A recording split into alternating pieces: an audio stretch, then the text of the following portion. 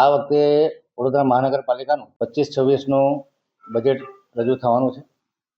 ગયા વર્ષે જે બજેટ રજૂ કર્યું એનું ડ્રાફ્ટ બજેટ, રિવાઇઝ બજેટ અને 25-26નું ડ્રાફ્ટ બજેટ, આ બંને સ્ટેન્ડિંગ કમિટીમાં આવનારા 3-4 દિવસમાં રજૂ થશે.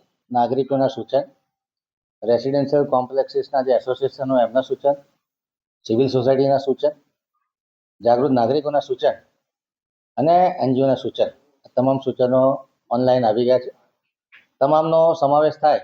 અમુક સૂચનો એવા હોય કે જે કામ કરવા યોગ્ય હોય, અમુક સૂચનો એવા હોય કે જે ઓલરેડી બજેટમાં લીધેલા હોય, અમુક સૂચનો એવા હોય કે જે ઇમ્પ્રેક્ટિકલ ના થાય હોય એવા, એટલે એને સેગ્રીગેટ કરી એને પ્રકારના સૂચનો સમાવેશ કર્યો છે. સામાન્ય રીતે 20 ફેબ્રુઆરી પહેલાં બજેટ મંજૂર કરવાનો જીપીએમસી એક્ટ પ્રમાણેનો સિરસ્તો છે.